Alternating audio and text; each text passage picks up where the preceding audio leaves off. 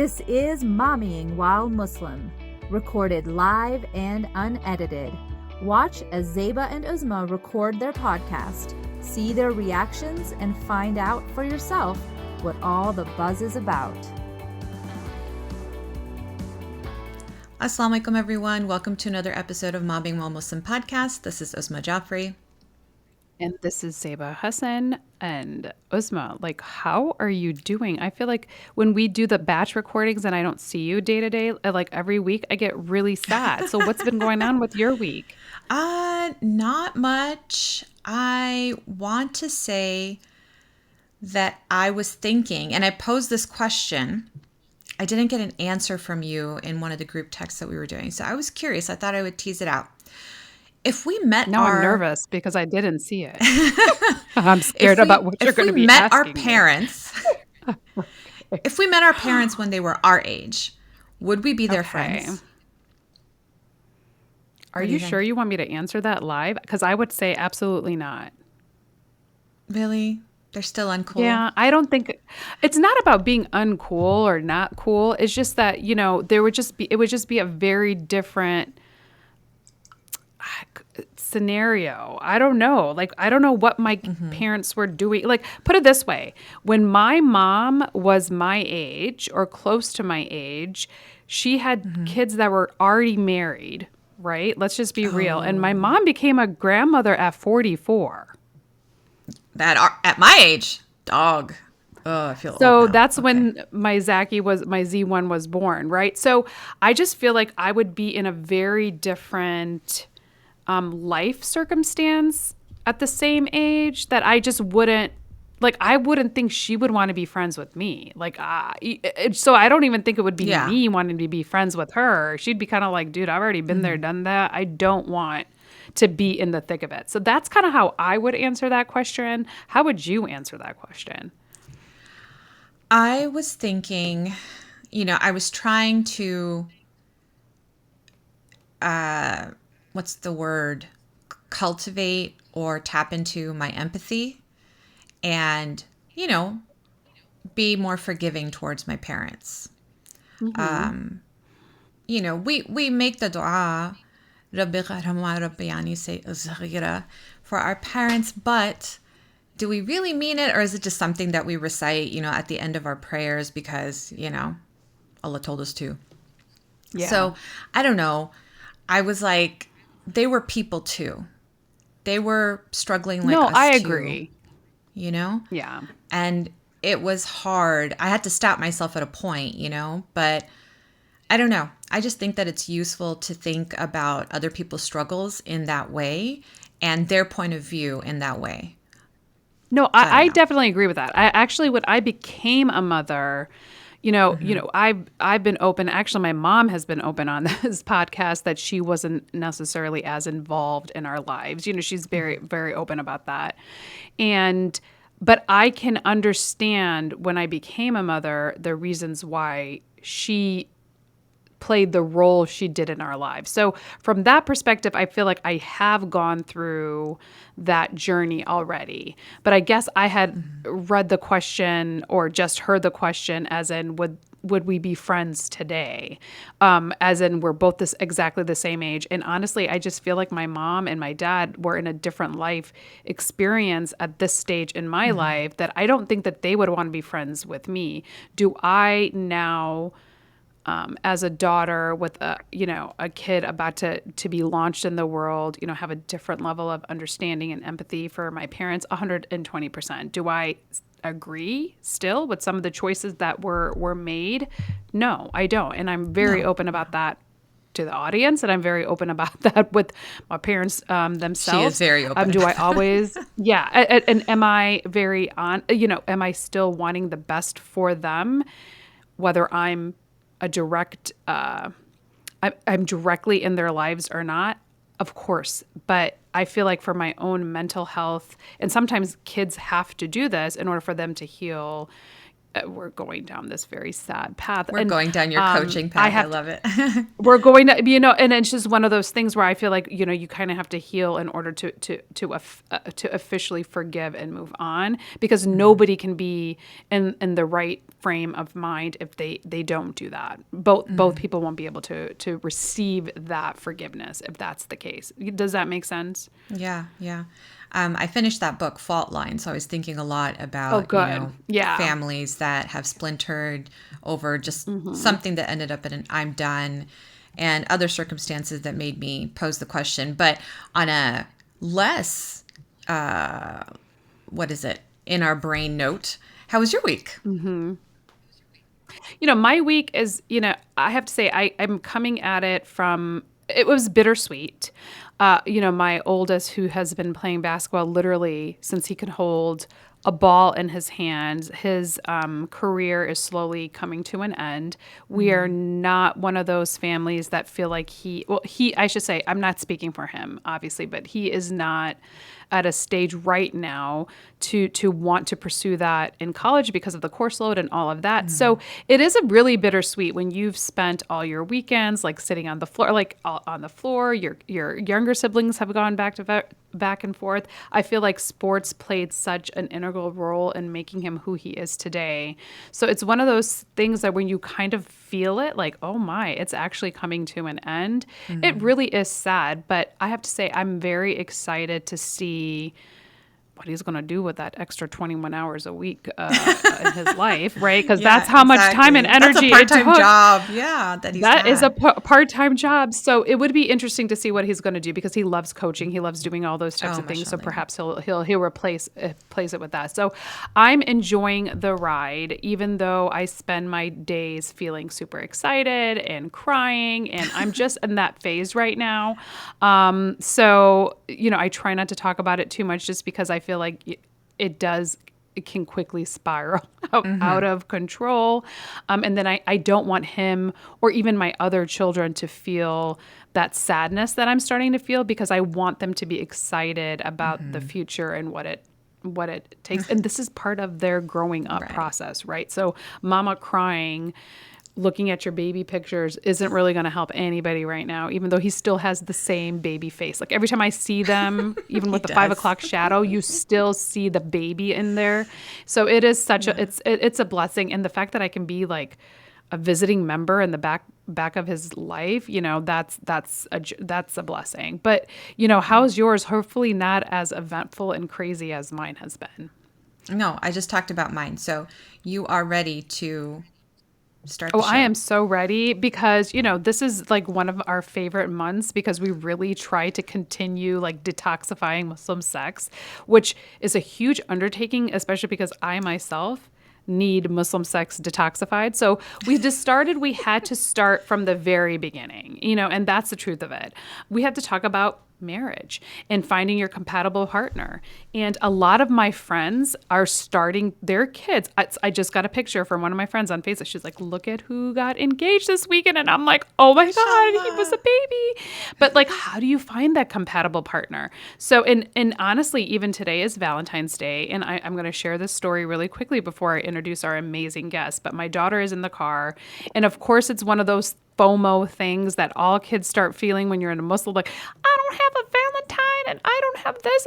And then finally I just said to her, I'm like, honey, when the right person comes along, that will literally be your Valentine for life.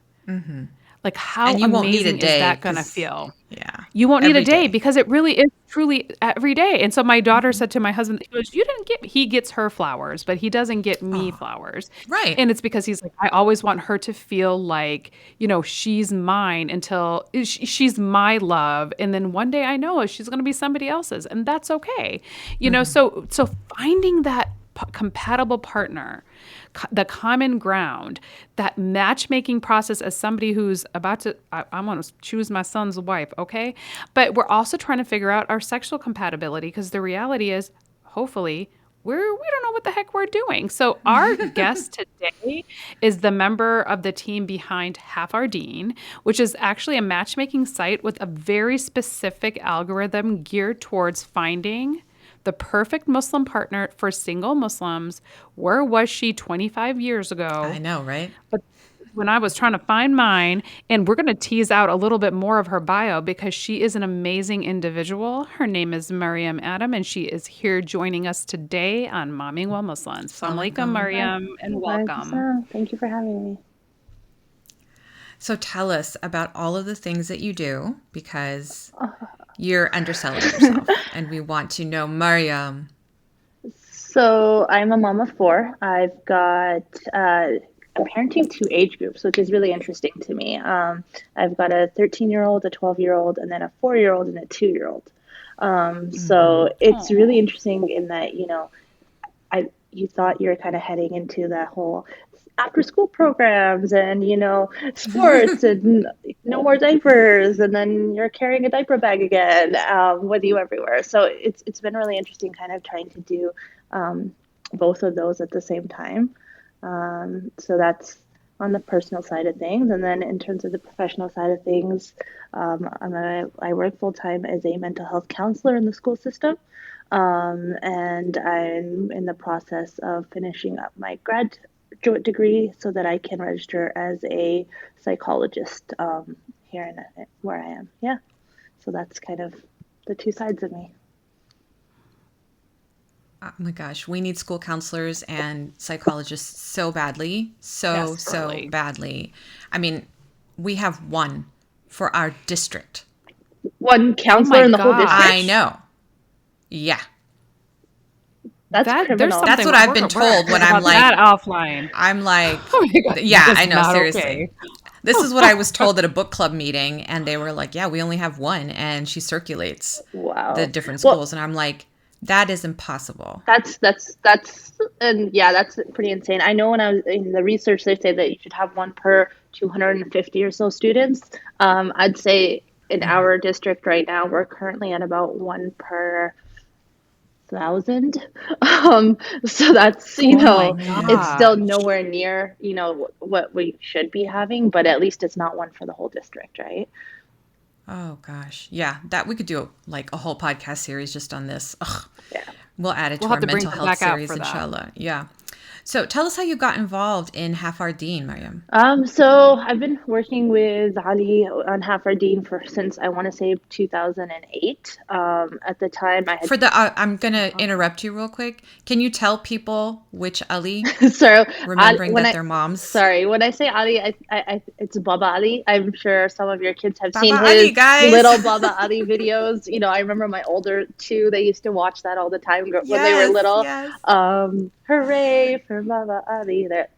Yeah. Oh my gosh, seriously. I should probably introduce my little ones to that. I can sing the whole theme song actually because I had to listen to it on repeat at home in the car. Oh my gosh. I feel like we should hear that.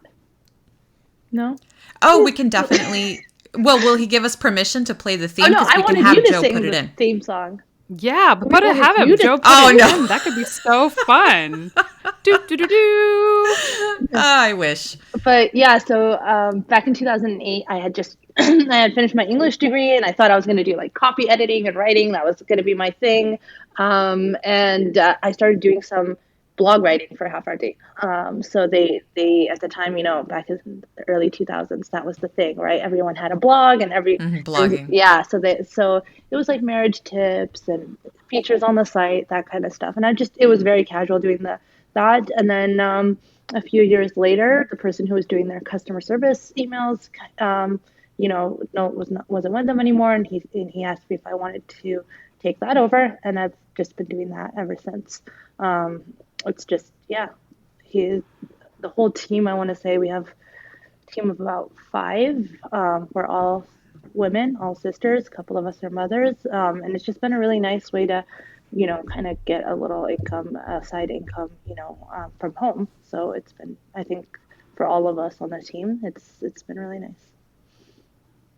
It's always great to have a side hustle, and a side source of income. But, we talked a little bit when we were introducing you about the specific algorithm that Half Our Deen actually uses. Can you explain to our audience, for those of us that are interested, but in how you guys actually come up with the algorithms and matching up the potential partners? Yeah, so that is really all Ali, to be honest. He's really into researching and looking into those kind of things. I think he spent about a year, and I want to say around $15,000 is what he usually says, in developing the Oh. algorithm for the website. So it's not just something like, like, oh, let's add these different questions and see what works. It was like a research-based process to get to where it is right now. I love that. Yeah, and it's pretty unique in that it doesn't just look at you and who you are, but it also looks at what you're attracted to and then what you can tolerate. Because it's, like what areas of life are you able to tolerate in, and which areas of life are you just like, yeah, no, that's not happening. So that's the base algorithm, The the completely non-negotiables is what non-negotiables. you're Yeah. saying. Yeah. Yeah. So I think that's kind of how it was developed. It's definitely been a work in progress. I know that there's been updates, I mean, since 2008 when I've joined the team, and it's become a lot more comprehensive and a lot, it's able to kind of look at a few different dimensions instead of just, your own personality. So, as a treat for the audience, I am so excited about this. I know I'm a little excited too to see what happens, but I kind of read the results, so I know based on the You screen cheated. what it said, but Mariam's gonna do a better job of explaining what it all means. So my husband and I both opened accounts on Half Our Deen, and we went through the exhaustive questions to see if at the end of the day, Half Our Deen would match us up or not. So Mariam has those results, and she's gonna discuss them. What did you find out about So us? before I do that, Joe, can we add some music to build this up when we put in the audio? Do, do, do, do. Before I kind of get into your results, I guess my question to you is, how did you feel going through those questions? And were those questions things you had originally thought about when you and your husband were looking to get married, or was it like completely off? Oh, I love that question. Good one. Good one. Absolutely not. There were questions on there that I never thought to ask in my entire courting process, my entire painful, awful, tragic courting process until I met my husband. I mean, there were financial considerations, there were social considerations, such as, hanging out with friends, like that was, and I was like, people talk about that ahead of time, like, and while I was surprised, it also completely made sense to me because I knew so many couples who had fallen out because of those things. Now, what I don't recall is sexual compatibility. And I don't remember answering any questions about that. And I remember thinking, okay, for somebody who's divorced or widowed, this might be problematic because, they know, and honestly, let's be real. 20% of single Muslims are also no. All right. They're having premarital sex, guys. So I think it's important to add that.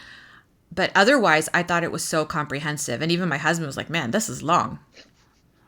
So just to kind of give you on the male perspective. So like I said, a lot of us on the team, we are female. And so a lot of feedback is given in terms of how we would want the features to work. But the male perspective, which there's two brothers, Ali and Sarfraz, and his point of view was, to sell all these questions to a man is that you just have to do it once, right? Like imagine if you had to go through and answer these questions with every single person I like that you are courting. So you sit down, yeah, it's like an hour long or whatever, and you do all these things, but now you're set. Those answers are there, and no matter who's, looking at your profile, they can see this compatibility results. They can see what you said. So it's almost like the logic side, male brains. It's like, okay, fine, Save I'll time. do It's it, but efficient. in the long run, it'll save time. And then on the female side, right? Like we want to know all But can I this ask, stuff. can I interject? Do people lie? But do people lie when they're filling out these questionnaires? Because that's what I would be nervous about. So to combat that, because yes, that's always a fear, is there's constructed in a way that there's no right answer. So do you prefer someone who Okay. There's no right or wrong. no? Because I'm like, if I'm trying to put my best foot forward or something like that, like, will I respond? Or It's all a I didn't see preference the thing. question. Yeah, it's like, Yeah. do you Zeba It's has a prefer preference someone thing. fair Okay. or That's what I someone wanted to know. forgiving? Both are fine. Yeah. But which one is more Oh, important okay. to you, Got it. fair or forgiving? Right? So when you look at it in that perspective, you're not feeling that pressure of like, oh, I have to answer this in a certain way, or Okay, else got it. I'm not Okay, going to because be attractive, right? that's what I wanted to Yeah. know. Okay. And Right. but that being Perfect. said, yeah, people do lie. Like I think a huge one for us was height, and we actually removed it from this Oh title. my God, yes. Men lie about their height every single time. Every single time. Why is So, well, that? I don't know. That is Like, you don't think I'm hilarious. going to find out? well, it became a thing to the point where we just removed it. It's not a feature. Like that's not even a statistic mentioned Oh, because what's Oh, the that's point? If interesting. this is something that Well, the point is this: if you're like Yeah. Uzma or like myself, we're not the average height for the Indo-Pac female community. I have to say, I'm not trying to marry somebody that's shorter than me. I'm Like, not I'm just going to confident be enough blunt to that marry about can then that. go shorter in than your me. deal breakers. Okay, that's a better way right? of So then saying it. there Oh, are yeah. the Okay, deal that would go in deal. breakers. Okay, So you do have perfect. a Okay, section to put perfect. like Okay, I get 5 it. I get it. non-negotiables, right? Like things that matter to you that are non-negotiable. Okay. So that's where you would say, Yes. what is your height, for example? And if the person responds and Yeah. is it up to the standards, then that removes them. But it became such I a got it. thing where Okay, people were not sorry. being honest about it, like you said, because it's an insecurity. Or another one is date of birth. So now, like when people were Oh. maybe noticing, like, let's just say they put their real age and it was whatever, and they weren't getting the responses they wanted, so then they would change it. So they would So now change and it's not, you alter. can't change it. You can't Got change your date it. of birth. Once it goes in, It it's goes in. in, You have to you'd have to contact contact, admin and to change it. Yeah. because it's And I thought about it because my husband and I filled the questionnaires as our ages. So like the responses I was getting Instead of our younger ages 20 years ago, because I was trying to do it based on, what my criteria were back in 2006 and before, Right. when I was trying to find a man. But you were talking about to that point, you were talking about the female perspective of how the questions are set up, Maryam. Well, yeah, so that we as females we want to know all this information, right? So the way that it's set up, yes, the males just have to do it Really? once. Well, you don't want to know? I don't know. I know I wanted to know a lot. No. Yeah, Interesting. no, some of those I was like, I never thought about that. I never thought about that either. I wonder why people care. So yeah, That's there fair. was a lot of questions in there where Well, I was maybe just some like, people do care. yeah, no, of course they do. Obviously, that's why the questions are there. But we were not raised to even consider that. Yeah. Like it wasn't even a thing to think about. So And that's yeah. where you're turning it on its head, and it's not just what's your race, what's your age, what's your degree. It's who are you really inside, so that I can Yeah. know long term. The biodata. Yeah, it's not like the biodata at all. And some would call it intrusive because it asks some very intimate questions. So yeah, they're not sexual, but a lot of it is you have to really think about, oh yeah, like what do I really want? Is it more important for me to, talk it out or walk away, take some time, and I was like, oh, that would have really helped our marriage early on if we knew that. So you Maryam, asked tell us about what your you results. found out about. Before that, I think it's important just to kind of give the audience a little bit of a feedback or like info on the different like personality per se, quote unquote, types or the colors. Just because as I speak about your profiles, it might not just throw them like, what's a teal? What's a magenta? What is all this? So the way that the algorithm kind of works is it takes all these answers in terms of your own personality, what you're attracted to, what you can tolerate, your interests that you mentioned or that you select from, and then the quizzes, which is the one you fill out afterwards, where it's like you have one on like random things like desserts, but then also things like religion, and so it takes all of this kind of information into consideration and then breaks it down into 4 different categories.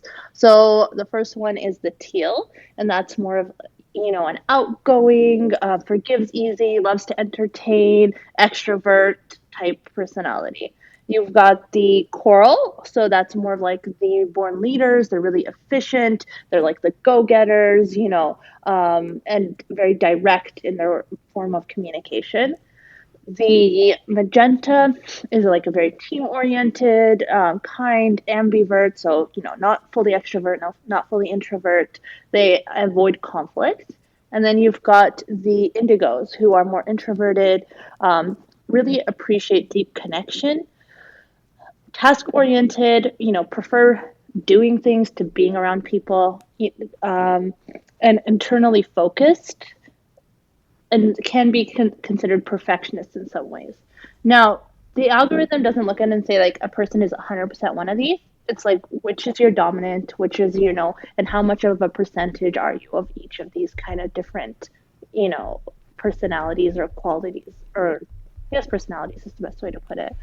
So you might be 80% one thing, 10% another thing, 5% this, or for some people it's more like 60, 20, 30. It varies.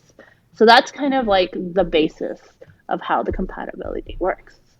So for Uzma and her husband, one of them came out as primarily indigo and one of them came out primarily teal, which actually is not the most ideal combination. However, when considering everything all together, their score was at an 80% match. So what that means is maybe personality-wise, it was not exact, but then views or perspective or goals or like were more in line. So it kind of balanced it out a little bit more. Yeah, I was That's surprised. so funny. I'm surprised. I read that, then I read it wrong. Okay. Because my husband showed me his results and I was like, oh, I think we're perfect for each other. But you know what? You are, because you're together We're today. Still here. Yeah. And you're still here and you're still kicking. So this is definitely something where, if you're just starting the process, you're like, to your point, Maryam, you're figuring out, because there's some of the questions where it sounds like you didn't know and you didn't know how to do it. And you kind of need that, the teasing out method, right? In order to figure that out about yourself. And everybody knows that I'm a big believer in these like personality tests and things like that. Not to say that they're the end all be all for everything, but what it does do is start that conversation, right? Start the conversation, and if you're coming into a situation where you don't know this person at all, you have some level of accountability, not accountability. What's the word? Some level of but you said you comfort. like chocolate, man. You said you like chocolate. And now you did it. Like, what the heck? So, and I love the color themes, because first of all, I just love teal. I wonder what I would be. I was the teal, right? Yes. You were teal. I'm teal. teal. I was gonna say you would probably be teal. But so what is the difference between the colors and like the more popular personalities, like the Enneagrams or the Myers-Briggs? Like, so do you take some of that into consideration when you're working on the colors, or So no? that would totally be a question for the development team, because I had no part in actually developing it. However, what I understood from them is that the biggest difference is it's less of a focus on just you. Like when I've taken the Myers-Briggs, and it tells you a lot about you, but it don't really tell you a lot about like what you're attracted to, or who you're compatible with, or what characteristics you value most in a spouse, right? So I think that is the biggest difference. And then the other one is just about trying to, and it's not that this is a short process by any means, but it's trying to consolidate it in a shorter amount of time. So to make it a little bit easier to for everyone to sit down and do and not feel completely overwhelmed by. And then keeping it within that like marriage sphere. So understanding that this is more around what is your compatibility marriage wise, what is your compatibility like looking for a partner in life, not necessarily just like, who am I, and trying to understand where I'm coming from a little bit better. But just to kind of comment a little bit on, I've never heard about. Sorry. No, I was just going to say, I did pull up your results one more time, just to take a quick look. And there was definitely, it was like the opposites attract kind of thing, right? So that was I was going to say, it was, the introverted, I don't know. And I guess a question, did you feel that those were accurate representations of you and your spouse? 100%. It was exactly us. I was like, whoa, I'd never heard about the color personalities. Like, to be honest, like it was the first time I'd ever seen it. And I don't even think your website describes it, or maybe I just neglected to read it on the tabs. But when we were reading it together, I was like, man, they got us spot on. And then I asked my husband, I was like, did you answer these questions based on your 20-year-old, Sure. based on our courting 20 years ago or now? And he said now. So I don't know if that played a role in it, because he's definitely changed his views on a lot of things in the last 16 years. So And that's huge, right? I know that me and my husband were not the same people we were when we got married, right? So it's interesting to kind of Well, that was going to be my follow-up question Yeah. for people that have been married for a very long time. So this is great for the initials and all that. But I met my husband when I was 18 years old. I am a lot older than that right now and proud of it. And I have to say, you don't want to be the same. I would not want to be the same person as I was at 18. yeah, I was dumb. So this is great. So I mean, so I would say that this is great, and this is coming from an old crotchety lady that have been married for almost 24 years. Okay, so you have to. It's not just about finding the partner, right? But you do have to learn how to evolve with the partner as both of you guys grow. So that is something that I do want to say, because I do have a lot of friends that are now, that we all got married at the same time and now they're getting married again or about to be divorced again or whatever the case may be. And I feel like, my husband drives me nuts. He knows this. But I don't know. We are very different people. But every year, for good or for bad, we recommit to each other. And I feel like we have to do that because we're different people than we were the year before. Right? So I feel like this is great for that initial connection and all of that, and that's great. But really, after the marriage is what you really have to work on. And The hard and so work I do. starts, The hard work actually starts because we are always changing and growing, and sometimes for the better as we're looking at our spouse and we're like, okay, I didn't know that or understand that because you're coming from two different things. So and not that I was trying to interject with you, but what are some of the success stories for connections, like- people, that you can be like, oh my God, this is very exciting. And if they're looking right now, they can be like, okay, we'll work on the hard stuff later. I just need to get married right now. So what are some of those success stories that you can kind of point to now, since you've been around for a while, that people can actually kind of look into or look for? So I don't know if I have like specific success stories that kind of come to mind, but what really does come to mind is how much, and if you go not just through the ones that are on the website, because that's just a small portion, not everyone wants to, have their story posted Share. and shared, but in general, is the level of diversity in the stories. So you have, people who are looking for their first marriage and they're just in their 20s, and then you have people who've been maybe looking for a while and they've reached the ripe old age of the 35 in the Muslim world, right? And and they've been gone through that kind of struggle period, and then you even have people who are on their second marriage or they've been widowed or they're older. Like I think a few of our success stories have been, couples who are in their late 50s and 60s.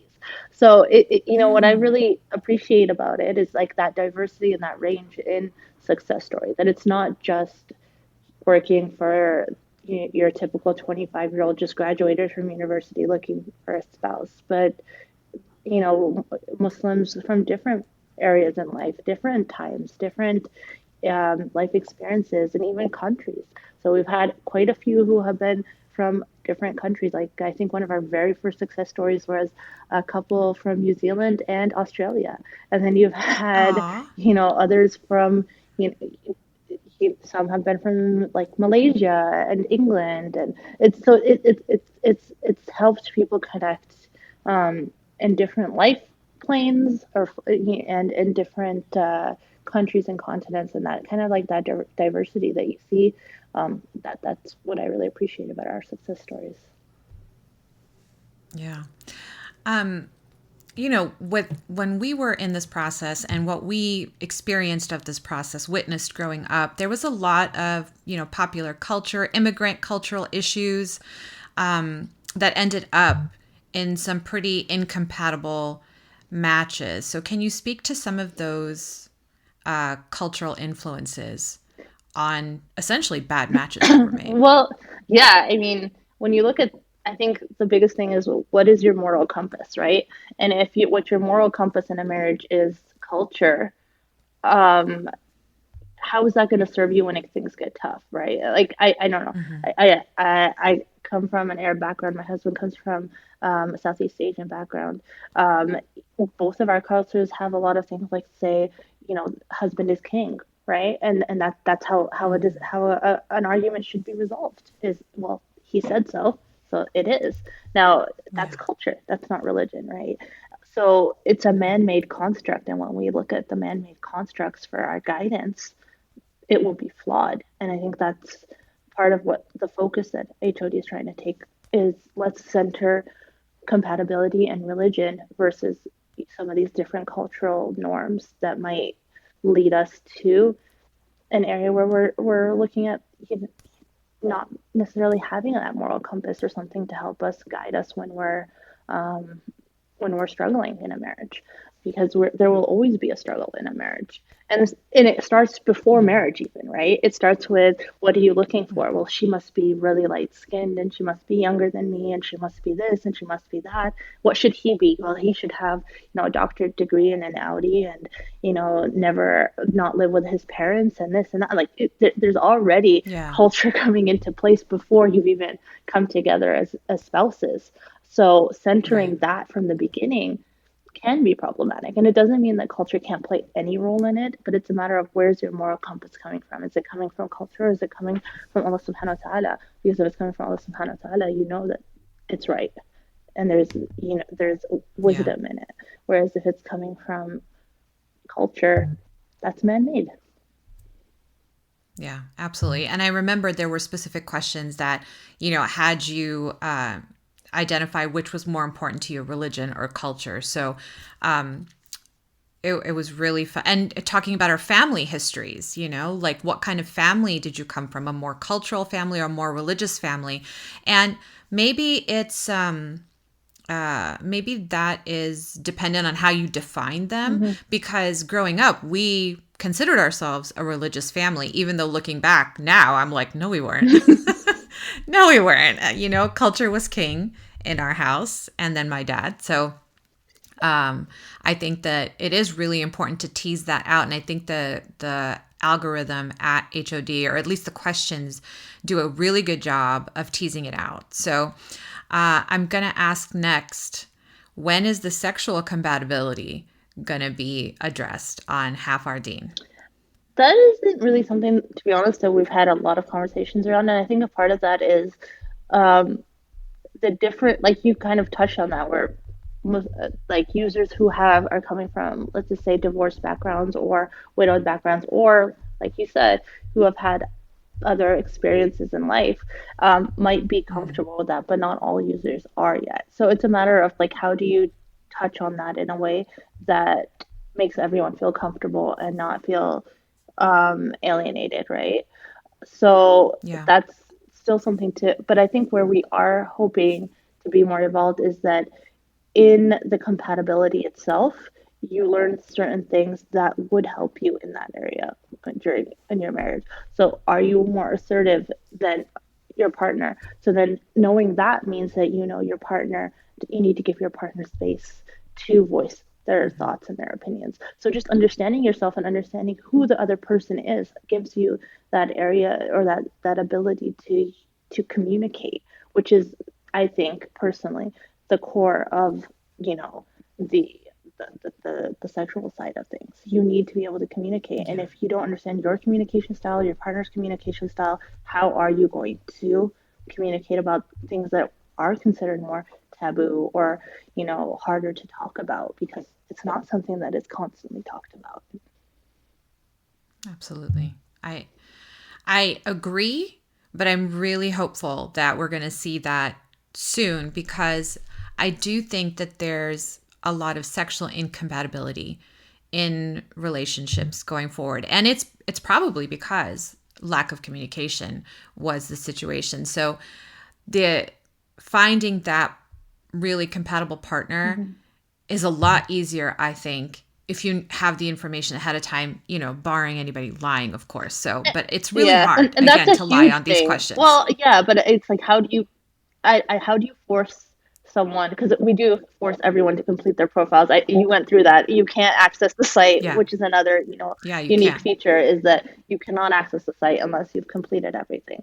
So I think it's one of those topics where it's like it's hard to force someone to complete those questions if they don't want to. So maybe making it more of an optional. I don't know. That's definitely something to bring back and talk to the team about. But it's a point, like you said, that needs to be kind of addressed in our communities and in our space. If somebody signs up with Half Our Deen, first of all, what is the signing up? And then what should they expect once they do that? So the first thing you do is you just create an account. You go onto the website, you choose the plan. There's 3 different plans. We do find that most people want instant gratification. You want to sign up for 1 month, find your spouse, and be done.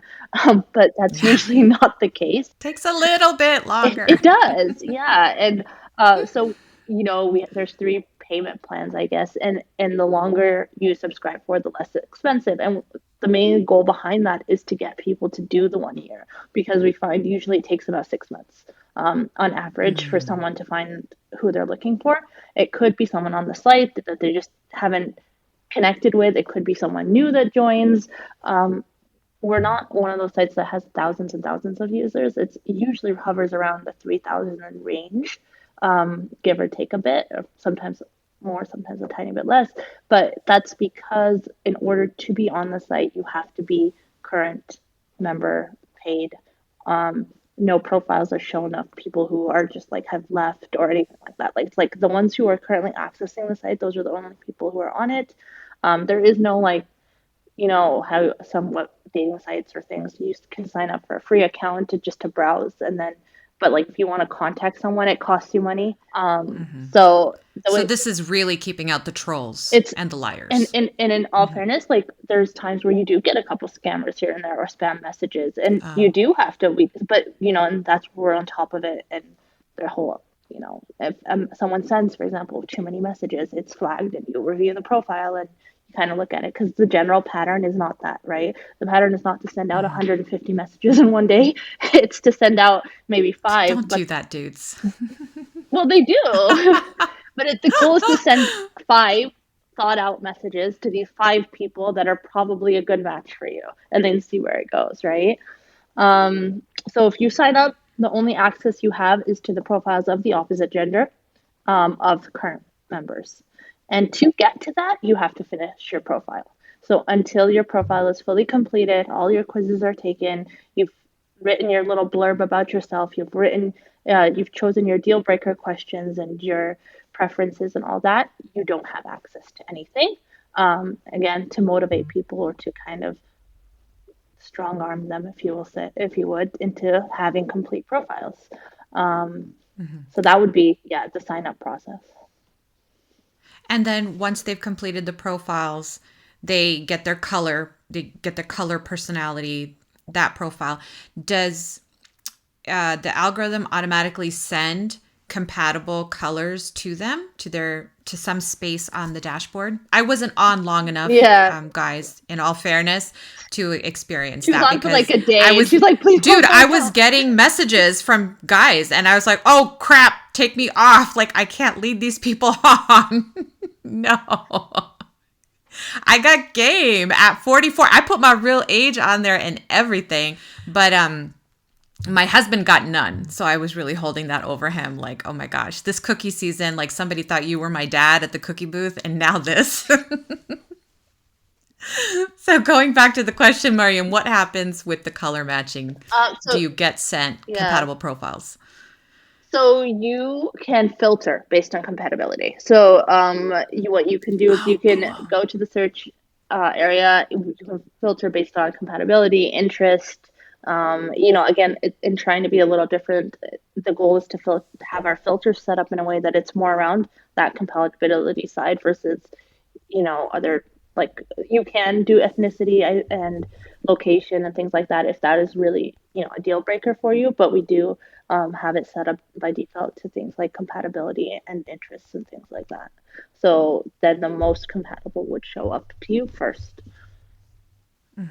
But otherwise, you're looking at the messages that so-and-so is interested in your profile and contacted you. Yeah. Okay. And another, I guess, feature, and you probably didn't get to this, is the ability to add questions. So you add like 5 questions to your profile, and then instead of sending a message to the person, you can just answer their questions, and they'll get a notification saying, that so-and-so has answered your deal breaker questions. And that gives you a little more insight into your compatibility as well, right? Because like if they've answered your deal breakers and you're like, whoa, we're really on the same page on these 5 things that are super important to me, then that's usually a good indication that, there's more there, and that starting that conversation could be fruitful. We'd like to announce that Momming While Muslim is giving away 1 free subscription for a year to Half Our Deen to a single. So if you are interested, it's first come, first serve, y'all. So salam@mommyingwhilemuslim.com, or you can go to mommyingwhilemuslim.com on the internet and sign up for or if you scroll down, like where you sign up for our newsletter, there's a contact section, so you can fill that out too. So we're giving you 2 ways to contact us ASAP for that 1-year subscription to Half Our Deen. Any singles, and I know you're out there who listen to Momming While Muslim, or moms with single children, and you want what's the value of a 1-year subscription, by the way, Maryam? It's $84 for the year if you do take the yearly plan. $84 for the year. So you're going to save that, and inshallah, within 6 months to a year, find a partner for your single child. So don't lose this opportunity. So thank you so much for sharing the backstage, giving us a backstage pass to Half Our Deen. We're super excited, and we know that any of the moms listening are, anxious to sign up their kids. And I think there is a question in there. Are you filling this? Are you filling this in on behalf of somebody else? Yeah. And it's going to be really hard, I think, for a parent to fill this out for their adult child, because there are super deep, intuitive questions that you will not be able to answer for your children. And that person who is eligible right now, they should be filling out the profile. So yeah, that's what we really do suggest. We do suggest that if a parent wants to manage the profile, like 100%, that's, something that's supported. And like you said, there's a way to tick it. Like it will say, managed by parent or guardian. But we think that the kids should be involved in answering those questions. Like you said, they're adults now, right? So sitting down with them, going through those things together, or maybe even giving them a little bit of privacy to answer those questions on their own, because sometimes 100%. Having mom or dad over their shoulder might, make it a little harder to think through those. Especially when the sexual questions come to the questionnaire. Don't do it with mom and dad. So to that end, thank you so much for joining us and helping us detoxify Muslim sex by looking for compatibility in all fields, in the important fields. And we pray that all of our single folks out there find their compatible match and somebody that's going to draw them closer to our deen and preserve it and preserve our future generations, inshallah. Thank you, Maryam. Thank you for having me.